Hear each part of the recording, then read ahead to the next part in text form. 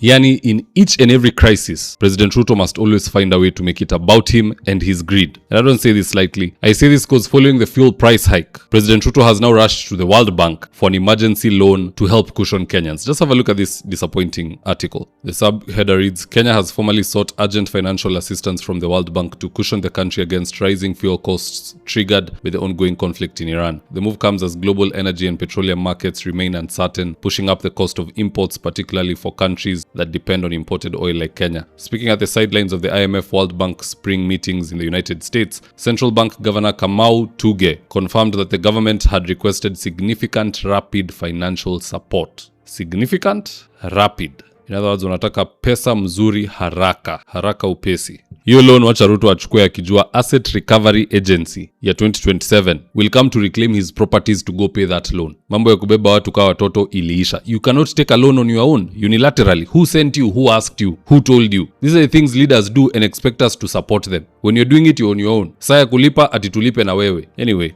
in this video I want us to look into some of the reasons why President Ruto is seeking a 200 billion emergency loan at World Bank. And so with no further ado, let's get after it. Now, the first reason behind this loan is political security. He doesn't want the same fate that befell Trump to befall him. You see, Trump was a first-term president, just like Kasongo, elected for 4 years in the United States of America. And as he was headed towards re-election, we got the COVID virus from Wuhan, it spread all over the world, and 1.2 million Americans died. How many funerals are those? Those 1.2 million Americans will have at least 15 family members showing up to their funeral service. So the number is ballooning and ballooning. And all those people voted Trump to go home. Biden was not campaigning. He was in his basement, addressing the nation the way I'm addressing you. He was not at a rally, he was not on top of a vehicle, he was campaigning in his basement wearing a mask. Same thing is going to happen to William Ruto. The discussion was supposed to be Singapore and whatnot, but the Iranian conflict, just like the way the Chinese conflict got rid of Trump, the Iranian conflict is now going to get rid of President Ruto, and he knows it. You can lie to some people sometimes, but you can't lie to all the people all the time. Hata huyo mkale akiamuka anaenda kuchukua maziwa ambayo ilikuwa 60 ya packet, anaambiwa sasa ni 79. Mkate ilikuwa sijui ni 65, now it is 85. Fare alikuwa anapea mtoto akienda shule day school ilikuwa 150 kuenda 50 kurudi, now it is 200. Everything has doubled, mshahara imebaki pale. These are the things the president wants to mitigate because he knows it will send him home completely. Sababu Wakenya watasema mbona ulitoa VAT 16% ukaleta 8, ungeweka 0. Mbona kuna sijui road levy, sijui what levy. Could you not remove those things to cushion us? And because of the guy's greed, he doesn't want to remove those levies na hizo VAT zake. He wants to continue making money as he lives on borrowed money from World Bank to cushion us. And is it really cushioning? Because at the end of the day ni sisi tutalipa. And the sad part about it is that jamaa atakuwa ametoka ofisi. By the time loans are usually maturing, kila rais hufanya hivi tu kusumbua wengine. Zile deni za Uhuru zilimachua wakati ya Ruto. Ruto is making sure he's borrowing 10 times more than Uhuru Kenyatta, imachua wakati ya Kalonzo or whoever is going to come next. That one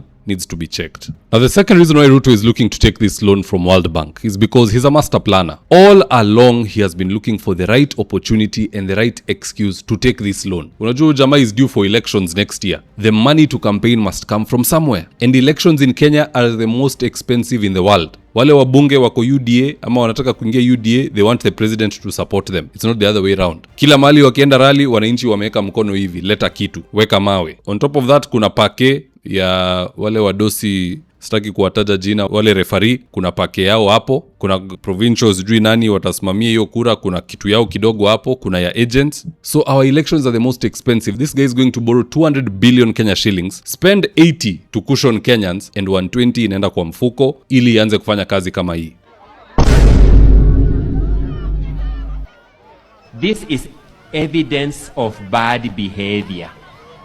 That if there is a learning and teaching aid on bad behavior for removal of governor.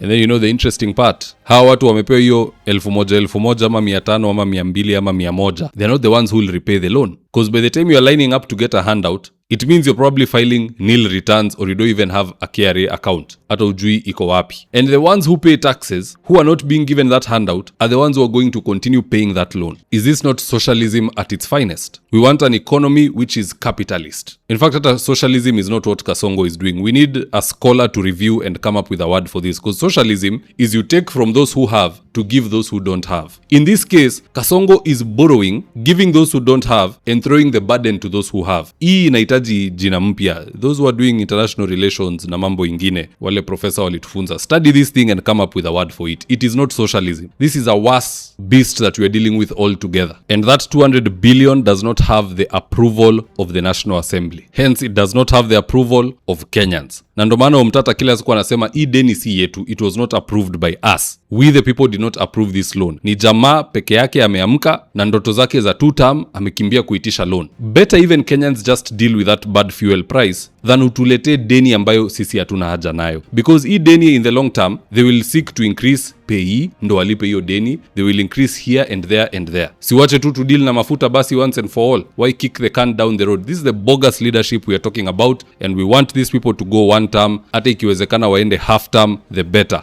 We are having people who are not reasoning in this country, and they are in the upper corridors of power. Please, kama una watch hii video, tafuta kura. When it is time to send people home, be in the line. Usikue TikTok unatuwekea video, be in the line, hakikisha tunatuma watu nyumbani. But at the end of the day, guys, that's just my opinion. Do drop me your comments in the comment section below and I'll do best to read them and to give you a response. And with that, here today's ads of the day. If you're still managing rentals using notebooks and caretakers, see how Joel Karango Miner switched to a system that runs his 76 units automatically. Every month, caretakers traveled to his office with handwritten records. Balancing the math took hours. Payments never merged and tenants never got receipts.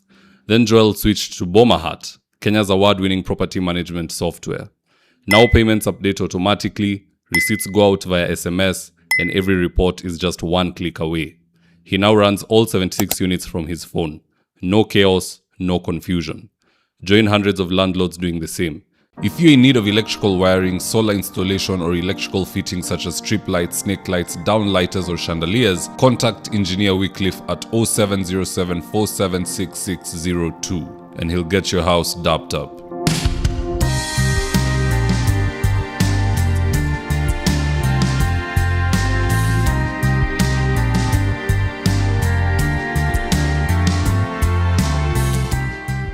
If you're here for the first time, please go on and hit the subscribe button. And if you're watching for a different platform, just head on over to YouTube, search for David Wafula, hit the subscribe button. You're going to be getting a ton of content of this nature. If politics is something you're passionate about, this is definitely the one channel that you really, really need to subscribe to. All right, guys, adios.